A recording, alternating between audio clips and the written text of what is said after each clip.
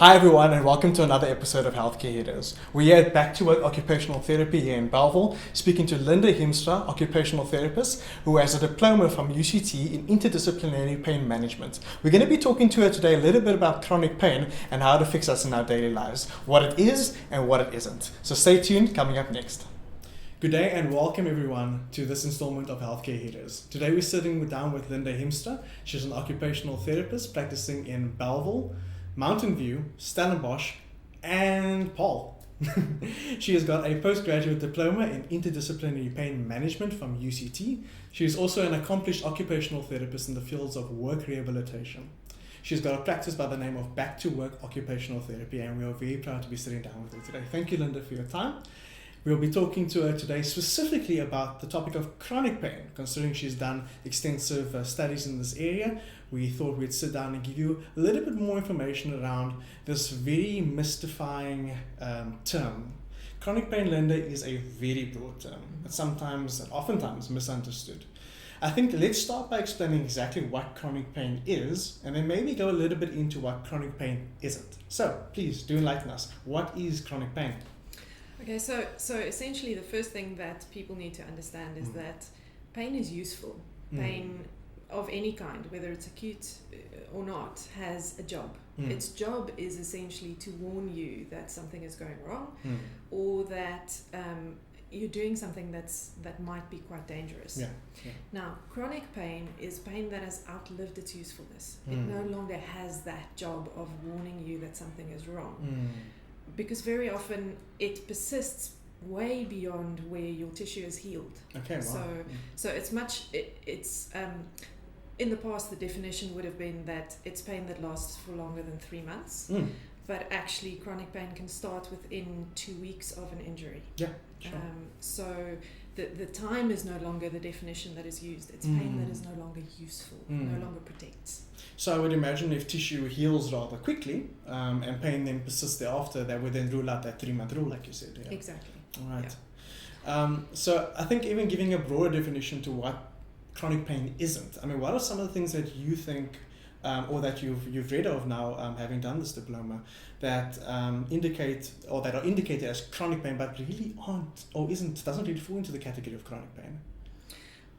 I think the only thing that doesn't fall into the category of chronic pain is acute pain. So it's pain that is directly linked to a specific injury, that is time limited and that is responding in the way that you would expect it to treatment. Yes. So you have all the typical symptoms of acute pain, which is swelling and change in color and stiffness and all of the things that make you go, okay, there's something wrong. I need to seek help for this. Yeah. Everything other than that, so pain that is not following the expected healing pattern, we would define as chronic pain, regardless of the duration. Okay, Linda. So taking that into account, how does acute pain become chronic?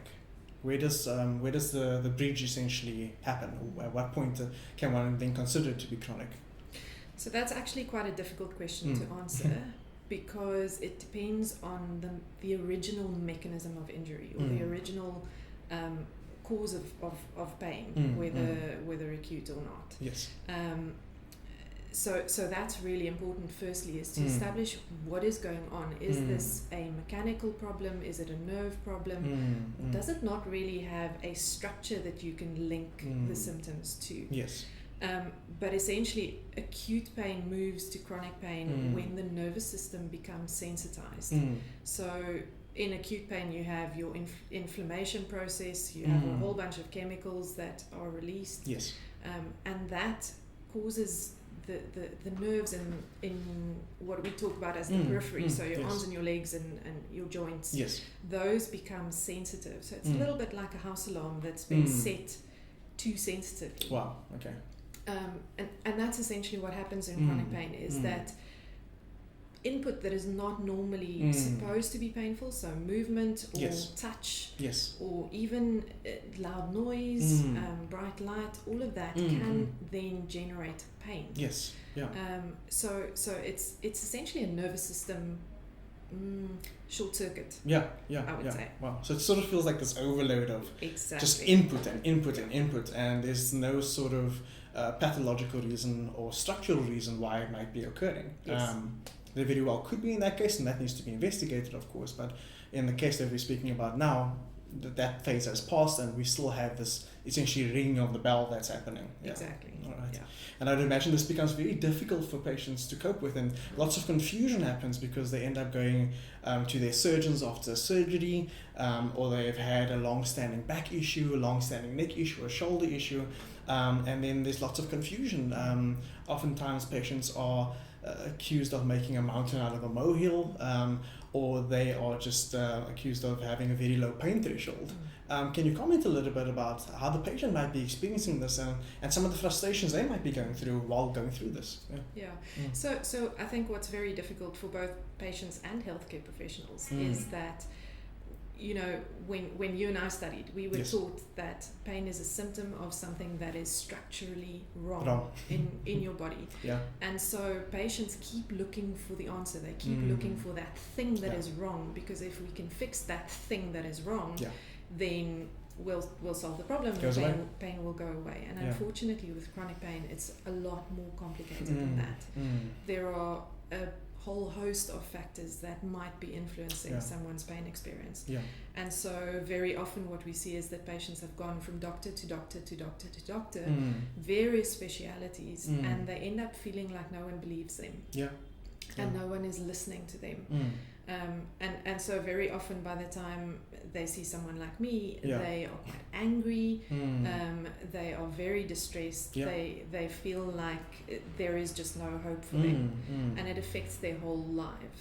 I would imagine with someone who has a very physical job, I mean, you being an occupational therapist, occupation is something that you deal with on a daily basis. And I mean, anger can be driven in many different ways. So I would imagine someone's activity of daily living, be it whether they are working at a very physical job or whether they are a house mother, having to do a full load of washing every day, that anger and blame can be pushed in all sorts of directions.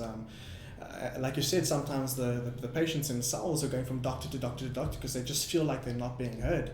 So are we doing a good enough job of educating people about what pain is? I mean, are we getting enough information out there to explain to the public how pain ought to be treated? I think the short answer is no.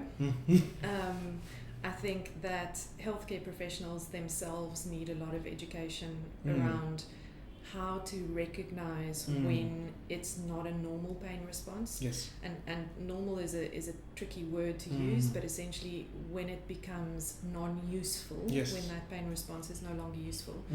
Recognizing that as a healthcare professional, if you have not had additional training, is actually quite difficult. Yeah. And so a lot of healthcare professionals do their best, and they genuinely don't think that there is a reason for this person to have the pain that they are complaining of. Yeah. And they explain why, but that makes the patient feel that they are not being believed and that someone thinks it's all in their head. Yeah. And that's something that we hear quite a lot is, oh, they think it's all in my head. The reality is that very often it is, in the sense that pain is generated in the brain. Yes. And so if we can explain a little bit of the physiology of how chronic pain develops to someone, very often that fear that there's something seriously wrong with me, I have cancer, I'm going to be paralyzed, I'm going to lose my job, I'm going to lose my husband or my wife, all of those factors and the fear that surrounds that, if you can reduce the fear, you can very often then start working on the pain. Linda, there's been lots of talk about how we should try to treat chronic pain. And there's been talk about the biopsychosocial model. Yeah. Okay. Can you break that term up for us and explain to our viewers why attacking, or maybe not attacking is the right word, but addressing chronic pain in this particular model seems to be the best way to go about, or the best way that the way we seem to be gravitating toward at the moment. Yeah.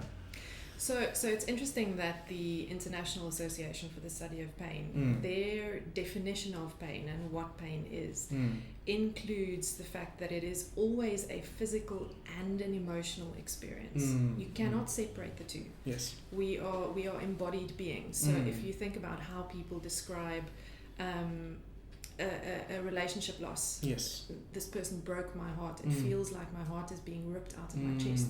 We use physical words to describe emotional feelings. Yeah.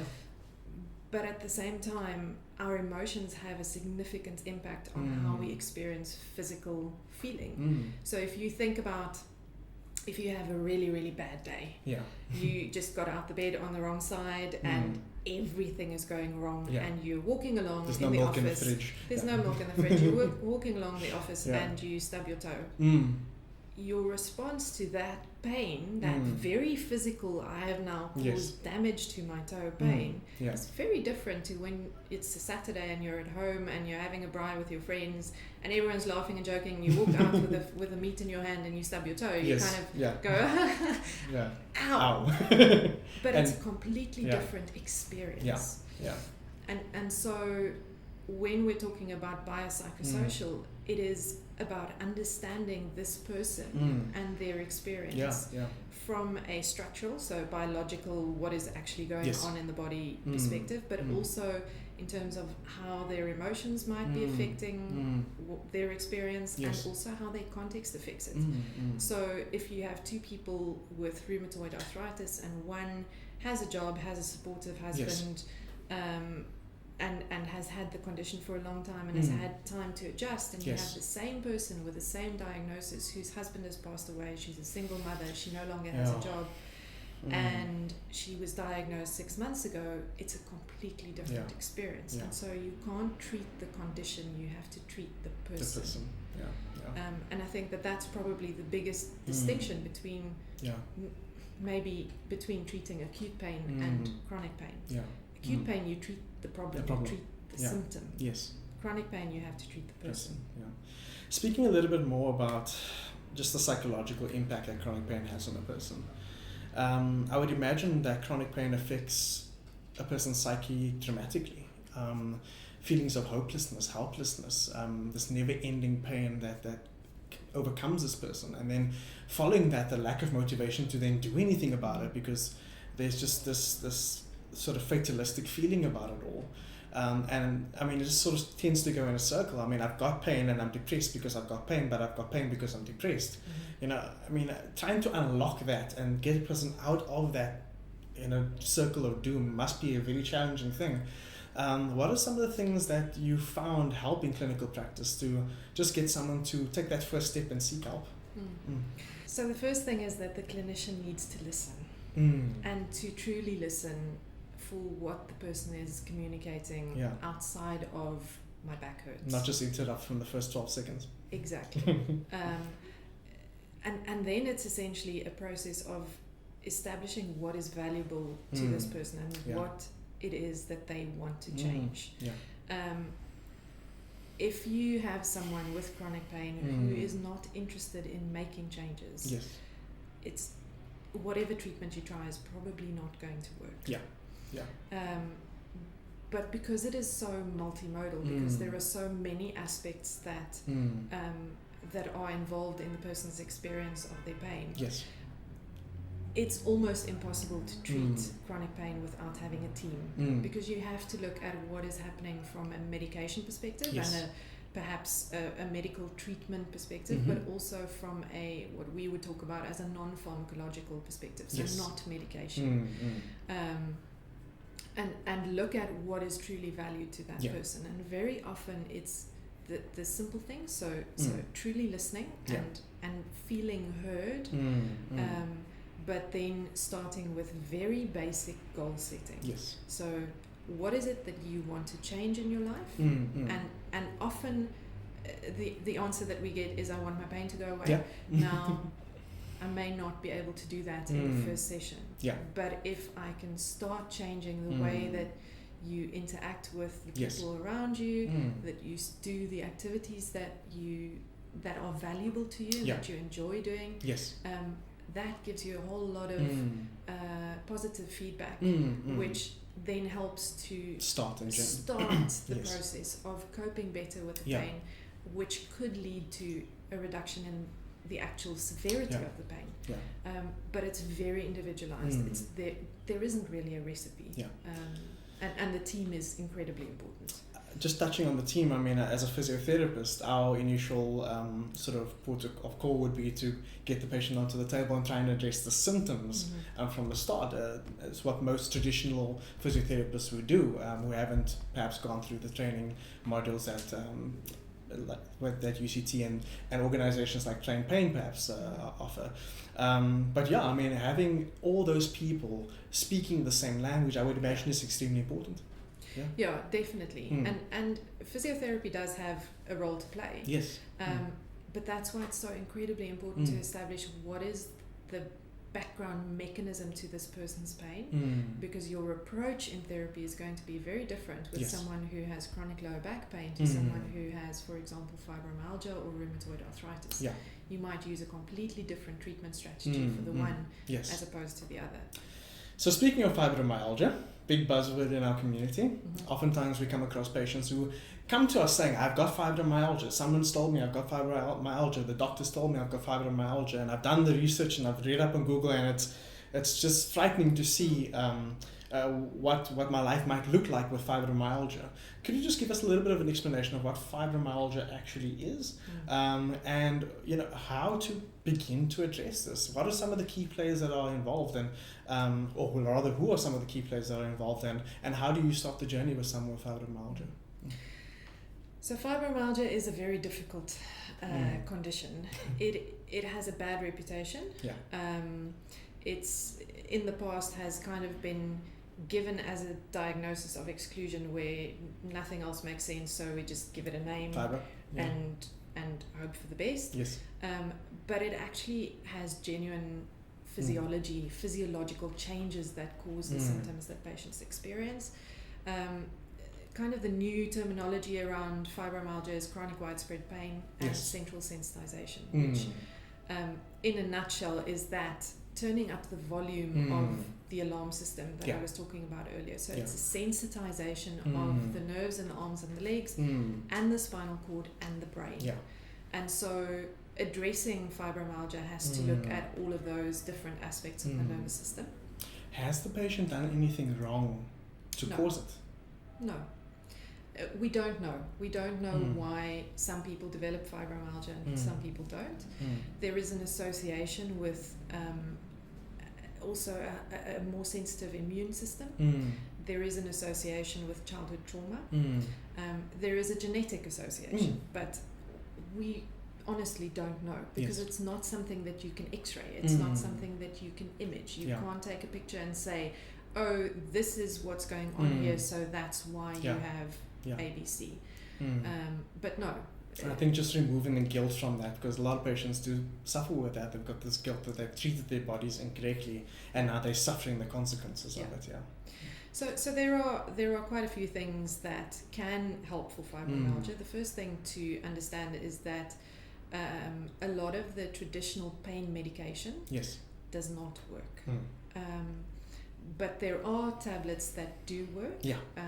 I don't think that that's necessarily in the scope of this talk. No. But the typical pain medication, so the still pains and the Tramacets and those, are not going to make any difference for fibromyalgia. Research tells us that the best possible treatment we have for fibromyalgia actually is exercise. Awesome. But it's about finding the right type and the right amount of exercise. So exercise has to be medicine. It has to be dose specific. Specifically for these people, because in fibromyalgia very often what we see is this kind of, I'm feeling fine today, so I want to move the house 3 meters to the left and do everything I possibly can, because maybe I'm not going to feel well tomorrow. But then by doing that, you're definitely not going to feel well tomorrow, and it might take you 3 or 4 days to get back to the point where you feel like you can do something again. So being a little bit more intentional about planning activity really helps for getting patients with fibromyalgia. Getting back to goal setting and all the rest of that, So, to round off this talk, I'd like to give our audience just a little bit of extra information as to how they can address their chronic pain today.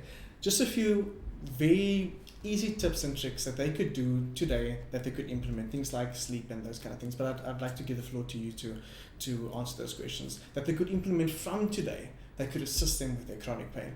And when they should probably go and seek help if any of these things aren't working. So first of all, what can we do? And secondly, when do we seek help? Sure. I think seeking help is possibly the first step, actually, and finding a healthcare professional who understands chronic pain. The Train Pain Academy have a list on their website of qualified providers of various disciplines who have a special interest in chronic pain and who can help people understand what is actually going on in their bodies. But from a practical perspective, to plan activities rather than just doing whatever comes to mind, and trying to balance rest and activity during the day. So not doing 5 very demanding activities in a row, but doing a demanding activity and a less demanding activity and a demanding activity and so on. And very often to start with the daily activities as a form of exercise rather than formal exercise. Okay. Just start moving. Yes. Yeah. Sleep is incredibly important. Screen time is not helping all of us in terms of sleep.